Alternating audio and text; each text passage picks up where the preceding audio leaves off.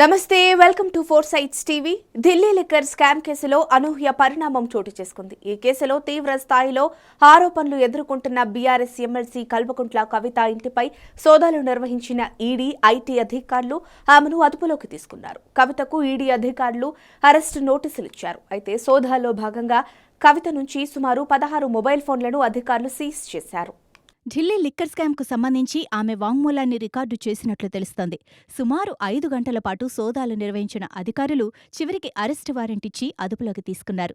అయితే అప్పటికే కవిత నివాసానికి మాజీ మంత్రులు కేటీఆర్, హరీష్ రావుతో పాటు పలువురు కీలక నేతలు, పెద్ద ఎత్తున బీఆర్ఎస్ కార్యకర్తలు చేరుకుని ఆందోళన చేశారు. మోడీకి, ఈడీ అధికారులకు వ్యతిరేకంగా నినాదాలు చేయటంతో ఉద్రిక్త వాతావరణం చోటు చేసుకుంది. కవితను అరెస్టు చేసిన ఈడీ అధికారులు ఆమెను ఢిల్లీకి తరలించారు. ఈడీ అధికారులు ప్లాంట్గానే సెర్చ్ వారెంట్తో పాటు అరెస్టు వారెంట్ను కూడా తీసుకెళ్లారు. ముందుగానే 8 గంటల 45 ఫ్లైట్ కోసం కవితకు టికెట్ కూడా బుక్ చేశారు. అయితే స్థానిక కోర్టు అనుమతి లేకుండా ఢిల్లీకి ఎలా తీసుకెళ్తారు అని ఈడీ అధికారులతో హరీష్ రావు, కేటీఆర్ వాగ్వాదానికి దిగారు.